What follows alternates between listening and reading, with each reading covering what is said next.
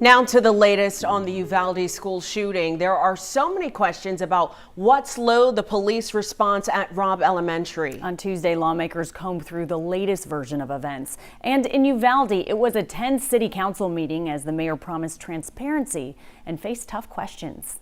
The children that died were your constituents. You represented them and you represent their interests. And they and their families deserve answers.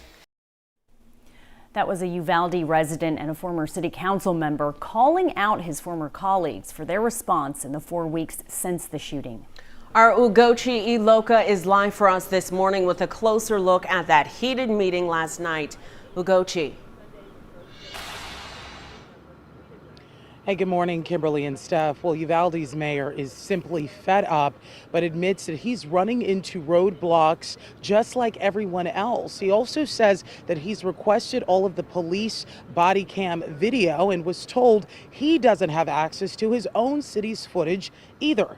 Now, Mayor Don McLaughlin accused Texas DPS Director Stephen McCraw of scapegoating local officers to distance his own troopers from the law enforcement response at Robb Elementary. The mayor said watching McCraw publicly share information during yesterday's Senate hearing angered him, especially because he's made daily information requests but isn't getting answers either.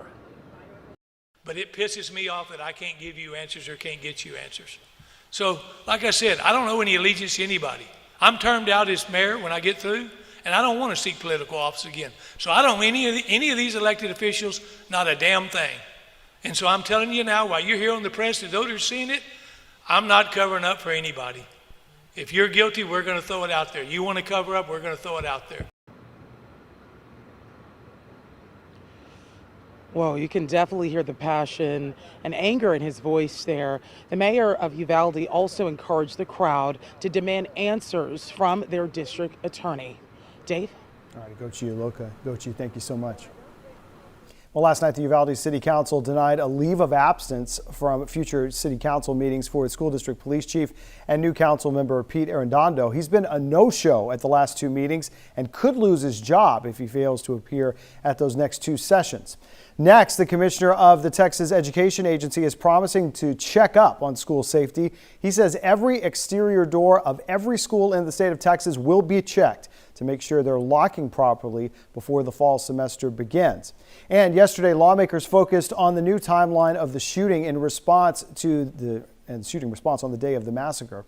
As our Matt Doherty reports, one law enforcement witness testified that what happened in Uvalde was due to a lack of commitment from the police.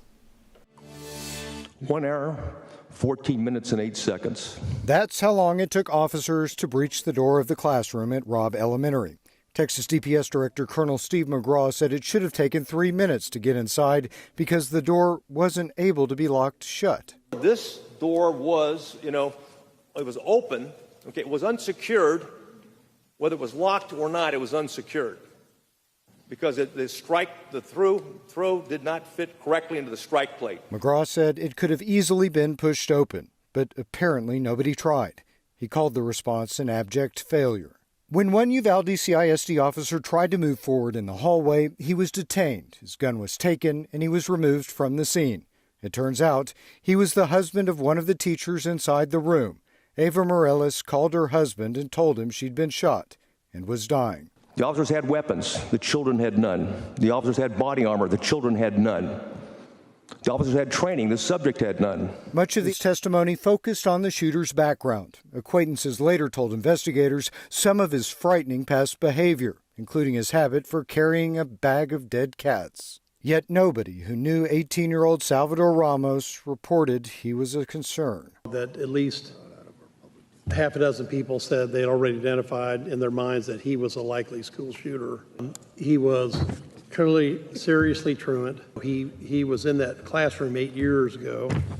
So the question is did we lose him 8 years, 6 years, 4 years ago? But we probably lost him by that point in time. And he was literally dragging a bag of dead cats. Outside law enforcement experts, including Chambers County Sheriff Brian Hawthorne, were asked for their assessments. Nearly all of them came to the same conclusion. They need to be a servant to those students. They need to be a servant to those teachers. Somebody has to step up. Somebody has to take the bullets for the kids. In Houston, I'm Matt Doherty, KHOU 11 News. And we'll certainly stay on top of any new developments in this investigation into the Uvalde massacre. We'll bring them to you on air, online at KHOU.com, and on our KHOU 11 app.